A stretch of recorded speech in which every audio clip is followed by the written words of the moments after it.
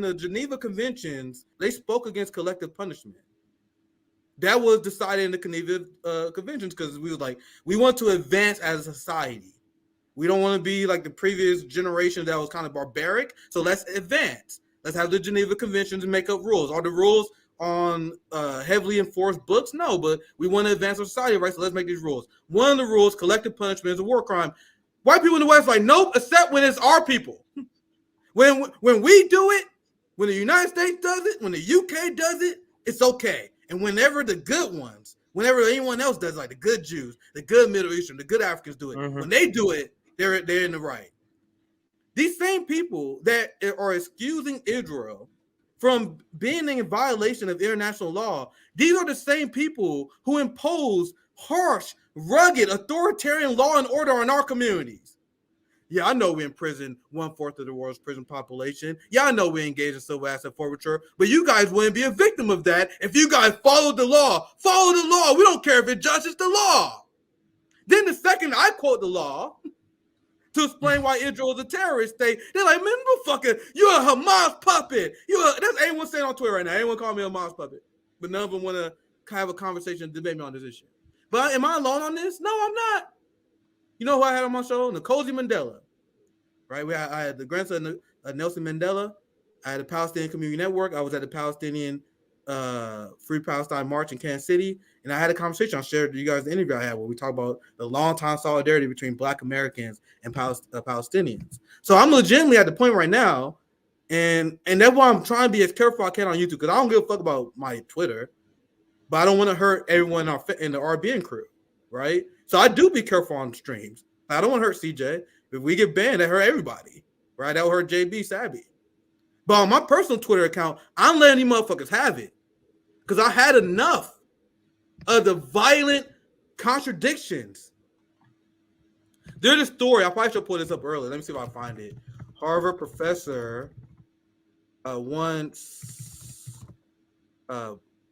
student, not to be hired. I wish I searched one, not to be hired. So there are these Harvard students who are protesting the Zionist state of Israel. Man, what did I search for? I want to find this. And Harvard professors are writing this letter and saying, oh, here it is from the Wall Street Journal. Don't hire my anti-Semitic law students. So Harvard students are speaking out against this criminal terrorist regime known as Israel and the Palestine genocide. And now professors at Harvard are trying to do everything they can to block their economic and financial success in retaliation. Do you guys know how fucking crazy this is? If you guys don't, let me propose another scenario for you guys. Have you guys ever seen this headline where professors say, do not hire my anti-Black students? Don't hire my anti-immigrant students. Don't hire my anti-Muslim students. Don't hire my students that want to go to war with China. No. I never ever seen a professor send a letter out. Imagine a professor in Alabama, right, was like, do not hire any of these white supremacist students, right? That's never happened. But the professor is trying to blacklist Harvard students for standing for what's right. And who are these Harvard students, CJ? Now, a lot of them are Jewish because young Jewish people don't fuck with this. The same way that Black people don't fuck with this. So you have white liberals who are trying to destroy Black people who are standing up for our Palestinian brothers and sisters.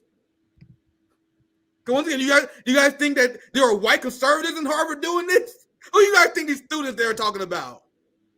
To be fair, I've seen a lot of Jewish Harvard protesters, but also a lot of these motherfuckers are Black. Because that's what we do. We don't stand for this shit. We will never feel ashamed of our support of the Palestinian people. We will never be harassed into silence. Black student organizers at Harvard are being attacked by Zionist and right-wing forces for their support of Palestine. Their faces are being shown on trucks around campus, accusing them of being anti-Semites. But despite these efforts to derail their organizing, they say they will not be deterred. We resolutely stand in solidarity with the Palestinian resistance against the apartheid state that is Israel. It is genocide of the Palestinian people right now. Shamefully, It is primarily Black and Arab students that are facing the brunt of these racist attacks. But none of that changes our solidarity with Palestine. We believe in a free Palestine from the river to the sea. The leaders of past resistance movements never cowered and never shied away. We are here today to do the exact same. You guys see how the media and the entire establishment is labeling these people anti-Semitic. I seen Ben Shapiro, the entire right-wing media apparatus trying to destroy these people. You know the same right-wing apparatus that was so against cancel culture? They're against cancel culture except for Israel. If you cross Israel, nigga, you ruined. We were going to cancel you from society.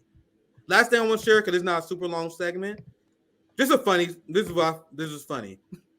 The description, younger Black Americans just aren't tolerating Israel genocide against Palestinians, no matter what Black Gen X and Boomers tell us to feel about how Biden is doing through diplomacy.